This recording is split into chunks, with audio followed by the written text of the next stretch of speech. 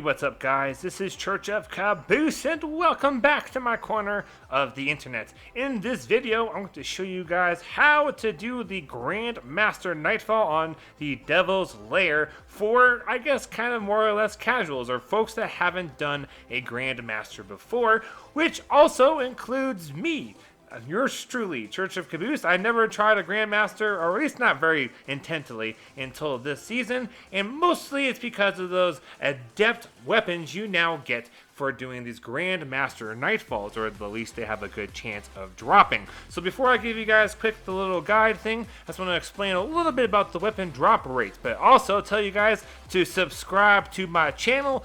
Do it, it's the right thing to do. Also like the video, and I would love it if you guys would comment down below to let me know if this guide was helpful. We're going to do things like strategy, tips and tricks with things like weapons and whatnot, and we're going to go kind of section by section and just explain what my team and I did. We ended up getting about 6 Nightfall clears on the GrandMaster difficulty, so this should work well for all of you. None of the 3 of us had done a GrandMaster before, or at least not successfully, and so I really hope this guide is super duper helpful to you all. Also, if you're interested in being a part of a Destiny gaming community and or being in a clan, make sure you guys will use that Discord link I have in the description box down below. Alright, so let's go ahead. Why in the world would you want to do a GrandMaster? Well, you get these adept weapons. Currently, for the first week of these GrandMasters, it is the Adept the Swarm machine gun. It's a 350 archetype. Currently, the only other one that's just like this is going to be the 7th Seraph machine gun, so this is kind of an unusual thing. It's a little odd to me. They're both arc, but hey, whatever. It's also worth kind of pointing out that there are specific mods, like adept mods, that can drop from doing these Nightfalls, and these mods can go on any adept weapon. So if you are able to have adept flawless weapons or adept PvE weapons, or both, you can take those mods between Trials of Osiris as well as GrandMaster Nightfall weapons and use those mods on any of the weapons. At least that's how it's been explained to me. So that's kind of a cool thing to have. The last little weird thing I have about these machine guns is they seem to have a Trials of Osiris theme to them. You can see here with the one I have without having a shader on it, you can distinctly see the Trials of Osiris symbol all up and down the side of the machine gun, and I don't know why, that's just weird to me. Like, this isn't Trials? Why in the world is there Trials engrams like printed onto the side of these weapons? I don't know. But anyways, so that's going to be why you want to do these different challenges with the GrandMasters. Also, you can get the Conqueror title done if you do 6 different GrandMaster Nightfalls, and you need to do one for those seasonal challenges, which supposedly will unlock a really, really cool emblem if you do every single challenge by the end of the season. So now that we've addressed why you would want to do these GrandMaster Nightfalls, let's go ahead and show you guys how my team went about doing the Devil's Lair on GrandMaster Nightfall difficulty. The first thing that makes sense to me to talk about is going to be fire team makeup and weapon loadouts. So what our team did is we had 2 Titans and 1 Hunter. You could just as easily do 1 Hunter, 1 Titan, 1 Warlock. However, for us, 2 Titans and 1 Hunter worked fairly easily. Now what I did was I took a note from Azatros and I ran Banner Shield, which is Military Void, with the Ursa Furiosa gauntlets. I found, just like he said, I almost always got like 80 to 90% of my super back, which worked really well for keeping my teammates alive, letting us be more exposed to the champions and other enemies, as well as being super useful for getting revives. Because of that Banner Shield, I was way more mobile than I would have been if I was on Bubble, which initially was going to be what I was going to do. I was planning on doing a Bubble Titan, so I'm really glad I took the advice from Azatros and went with a Banner Shield. Now the rest of it might be just a little bit funky. Our other Titan decided to do the Bottom Tree Solar class. Yes, Winnie Rose, we all hear you. There's my dog. Alright, so the Bottom Tree Solar class, we found that works really well for clearing ads, and it also seemed to make a really good distraction if you need to get a res inside of a convoluted zone. Made it a little bit easier for that Hunter to go invis and pick up that res. Our Hunter also was doing the Way of the Trapper, the single shot tether, and was using Orpheus Rig and did the invisible dodge, so that way they could get lots of reses as well as just kind of get in and out of areas on their own rather safely. Now our weapon loadouts were as follows. I'm going to start with me. Church of Caboose, I was doing I had in my kinetic slot, I did a Succession sniper rifle with anti-barrier rounds. I would highly suggest, if you have one, to use Succession that's got Reconstruction, Recombination, or ideally Vorpal. I don't have the God roll, I only have Reconstruction, Recombination. That worked really well for me. Otherwise, any other sniper in your kinetic slot would work just fine. In your energy slot, I had the Point of the Stag bow. It's from Iron Banner, but if you don't have that bow available, then you could always use an Arsenic Bite or Trinity Ghoul. In the heavy slot, I ran Anarchy because my kinetic and energy slots were both legendary. So other optional loadouts would be what our hunter ran. He did a Succession in his kinetic slot with anti-barrier rounds. He did Trinity Ghoul as his bow. By the way, all bows had overload bows from the seasonal artifact unlocked. And then in his heavy, he did the Void Commemoration machine gun from the raid, and that's going to get more important later on in the video. Then our Titan, he had on Divinity in his energy slot. His kinetic slot was a scout rifle. He used Transfiguration, and in his heavy slot, he used that solar machine gun from Europa, that thermal something or other. The point is, it was a solar machine gun, and it was the one from Europa. Now that was our loadout, and our generic strategy is going to be what we're going to kind of talk about next. Really, we went really slow. In general, we were a little bit faster than 40 minutes per nightfall, although as we got a little bit mentally tired, it started creeping more towards 45, and our fastest one was around 35 minutes. What we would do is we would more or less take advantage of using bows and snipers and scout rifles and try to use as much distance between us and the ads as we possibly could. We typically went as a group and killed things together, especially for champions. In lower levels like Master Nightfalls, I'm typically able to take out a champion all by myself. Occasionally, it's nice to have a teammate. In GrandMaster, you definitely want to be having all your teammates shooting at the same champion. And this particular Nightfall, there is a modifier for mob, meaning you get more champions. And so sometimes you'd have two in the same area, kind of on top of each other. What you guys want to make sure you're doing is all shooting the same champion. You only have so much div ammo, you only have so much sniper rifle ammo, so it just makes the most sense to all shoot at the same champion. Otherwise, you're kind of trying to use advantage of the range, being careful of the sniper ads, and just kind of learning where things are spawning. Once you kind of know the rhythm and who spawns where, this gets a lot easier. So now that we've covered the weapons, loadouts, and kind of general strategy, let's go ahead and get more into the specifics of kind of like encounter by encounter. For this first part, it's more or less just get to the Nightfall without dying. You want to try and save those reses if you can, and there is a overload champion at the end. What I suggest you guys do is just kind of stick together and go off to the right. If you want to be like Azatros and hop on a micro-mini Sparrow, you can, allegedly according to him, fly through the end, but since we're kind of new to GrandMasters, we didn't want to take that risk, and so we just kind of ran through it, sticking to the right and just killing stuff as we needed to.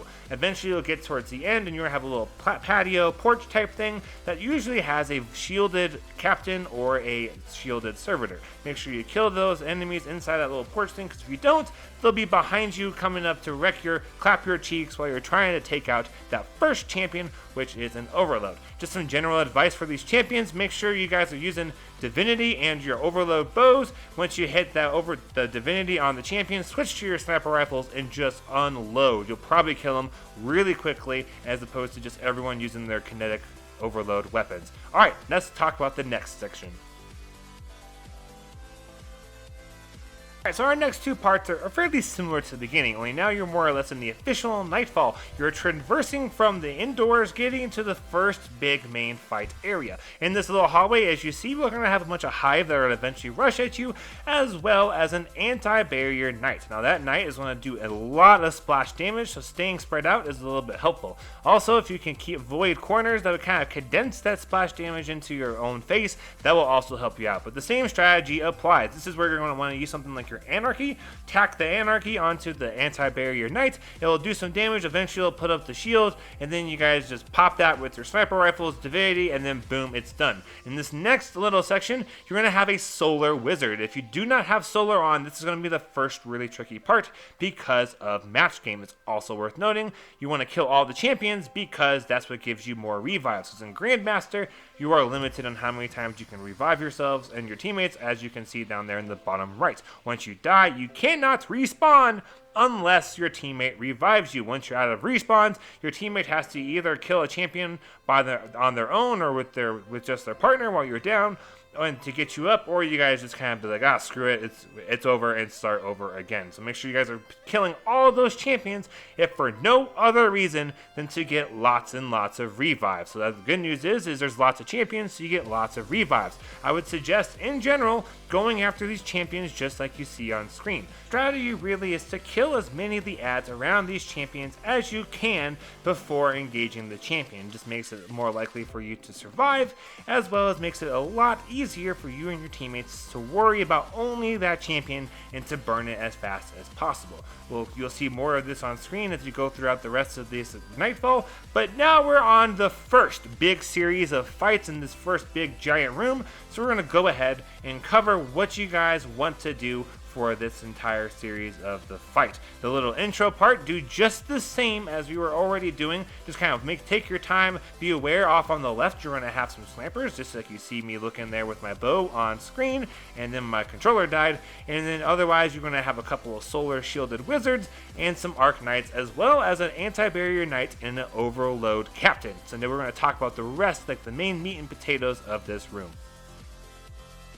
Now this particular fight is going to have 3 massive waves. Waves are going to range from 1 to 2 champions, as well as things like Shanks, Explodey Shanks, as well as Vandal Snipers, and Captains. So there's going to be a lot to deal with inside of this encounter. The best way we found to kind of funnel everything off and keep your guys, like ourselves, alive the longest was to go over to the right side of this room down this tunnel. If you're familiar with D1, you probably already know this spot. Otherwise, when you're getting ready to start the encounter, just kind of look for the tunneling area on the far right side of the room. Right is as if you're when you first enter this area and you're looking at those like little canister things that are up on the wall where you got those Vandal Snipers that I talked about being off to the left. So you go all the way in the right and you can sit in there for quite a while. Someone can start the encounter and still have plenty of time to get to that area before the ads start spawning in, so don't be too worried about that. Otherwise, the general strategy in this area is to take advantage of your strengths. If you're running something like an Anarchy,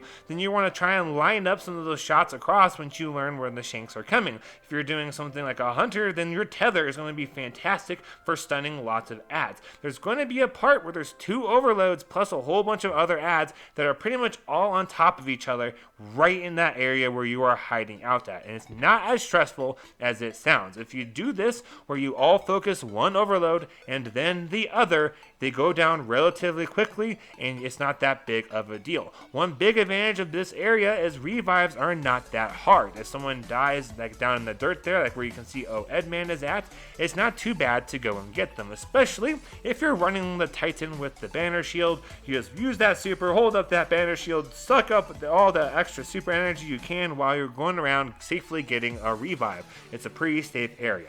A couple of times you might have to bounce out just a little bit to either activate the next stage or kill all the ads. There's different ads, such as that captain back there, that have to die before the next wave will start or before that current wave finishes. So then you kind of go forward, just make sure you're paying attention and kind of trying your best to look around you. The more you do this, the more you're used to the timing, and so me not looking around too much on screen makes more sense because this was from our very last run from the day. This was our 6th clear of this GrandMaster Nightfall.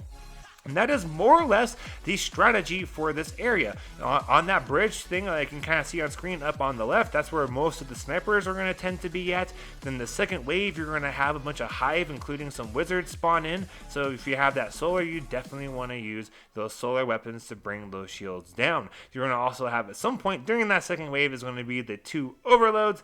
And then you just be aware there's going to be snipers everywhere. So having just an eye on that bridge area is going to be fantastic. Otherwise, you could be like me and one of our runs get shot 3 times by the same sniper Vandal. Just kind of do this over and over until you clear the encounter. Once you've gone through all those 3 waves successfully, Ba-ba-boom, you're done. Make sure all the ads are cleared, run around, look for ammo, make sure you guys are as stocked as you possibly can be, and then get ready to move on to the next big area. Now there is one little transition zone between this room and the next big open area with the walker tank, but since it's so similar to the first couple of areas, then we just go ahead and just do the same thing as like the area when you're walking in, and the rooms where you first get in, you have that anti-barrier knight and the solar wizard. Just do the exact same strategy. Just kind of work as a team, knock them out a little bit. You have one overload captain. It's really not too bad when you have the divinity and 2 snipers railing that son of a gun into the dirt. So now we're going to go ahead and talk about the next big fight with the walker out in the open. Super cool. I love the music, and let's go ahead and show you guys how we approach this fight.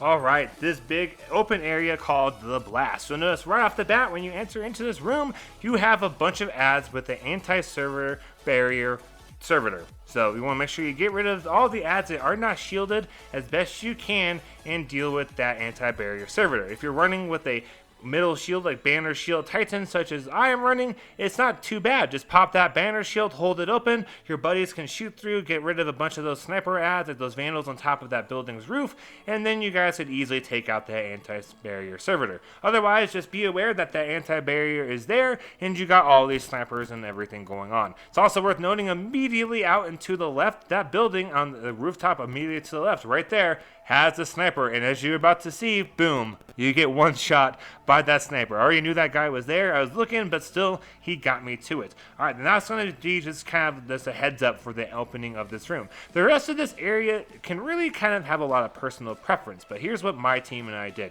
We went from left to right. Left to right. So you're going to have 2 breaks, and then one on the left side, one on the right side. There's also going to be ads that spawn in throughout this fight, including overload champions and 1 anti-barrier servitor.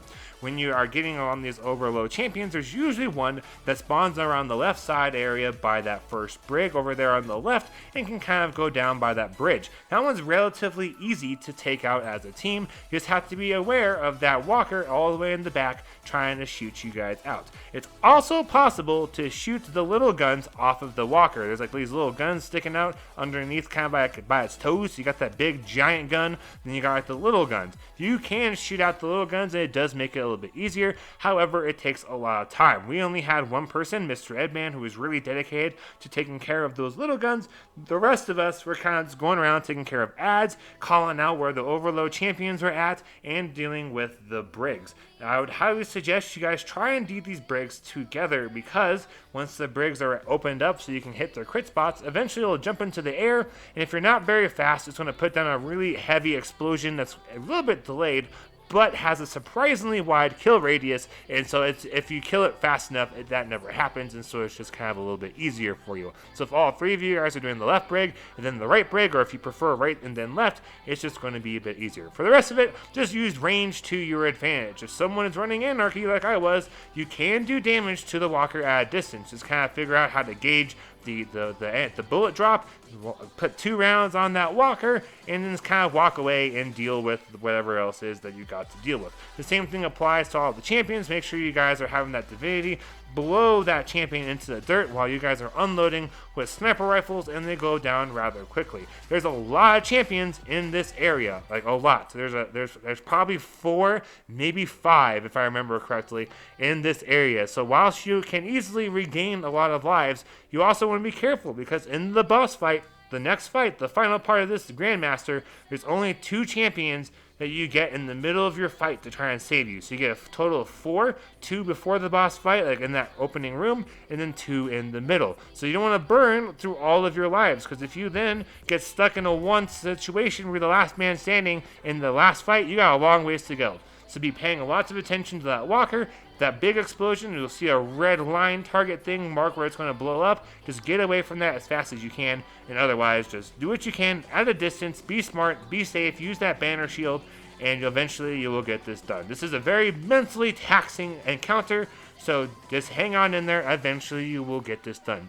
If you are worried about time when you're on this encounter, don't. You get a total of 45 minutes to beat this raid before you cannot revive anyone. Just like those Legend and Master Lost sectors, once you hit a certain time, you cannot respawn yourself. And once you hit a certain time on GrandMasters, on this one it's 45 minutes, you are no longer able to revive your teammates. So also keep that in mind. If you're going to try and do something kind of daring, probably best to not do it at 44 minutes and 30 seconds. Alright, so now we've talked about this fight a little bit, and you're kind of seeing on screen how we approached it, and you're kind of seeing the proof of what things worked well for us. Let's go ahead and talk about the final fight where we actually defeat the Devil's Lair with that wonderful giant Septicus Prime servitor.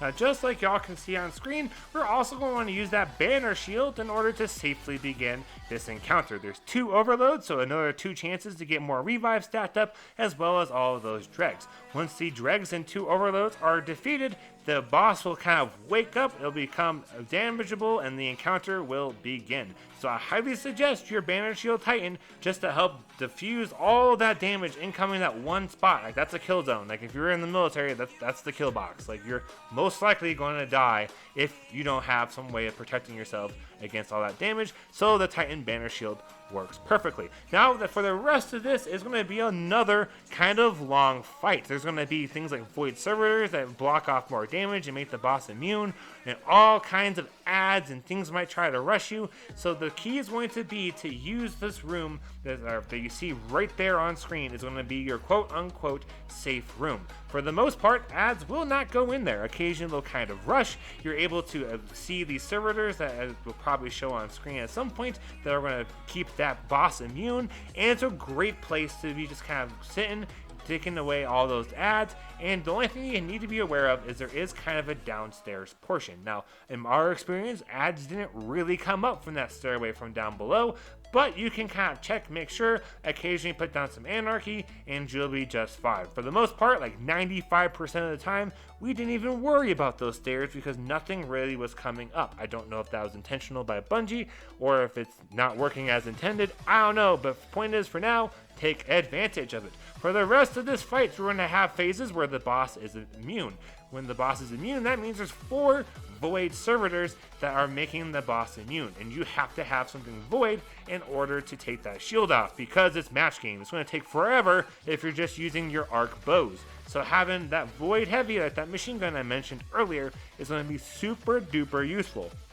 You might think to yourself, but Church, what about the grenades? And that's exactly what I did, and that's part of why I liked the Void class, but for some reason, those servitors were smart with teleporting. It would just whoop, disappear, my grenade would go through it, and the servitor would come back right to the exact spot I had thrown my grenade, and it was a little bit frustrating. So having the Void machine gun seems to work the best. Once you destroy all 4 of those servitors, you're able to do more boss damage, and this is where the banner shield comes in really in handy. You can use that banner shield to really expose your guys' selves to the boss for boss damage, because every time the boss becomes damageable, a lot more ads spawn in. As soon as you feel like you're able to hop out and do some damage, more ads tend to spawn in. So having that banner shield allows you to do more continuous damage. Having anarchy allows you to, when it's safe, kind of hop out there, jump a little bit over the building, pop some anarchy rounds on the boss, and then go back into the safe room. So this fight is all about just kind of playing it smart, because you've got the revives that you can use, and if need be, you could technically do this all by yourself if both your teammates are down and there's 45 minutes left. One of our teammates, his name is Clayman, he kind of had to do that himself for one of our runs, and kudos on him, he pulled it off. Like, what a G. So I just thought I would give you guys just a little bit more detail on this fight, because if you get to this fight, you've probably already invested a lot of time and effort, and I would hate for you guys to lose because I didn't feel like talking just a little bit more. Hopefully you all listen to this whole thing. Alright, y'all, that is the video. Now, if you're wondering what the drop rates are like from our group, here's kind of how the drop rate went. For me, I got 3 Adept the Swarm machine guns out of 6 runs. I also got 0 Adept mods. Clayman, he got 6 he got 4 of the Swarm machine guns, and he got 4 or 5 mods. He pretty much had a 1-for-1 drop. Almost any time the Swarm dropped, he also got one of the Adept mods.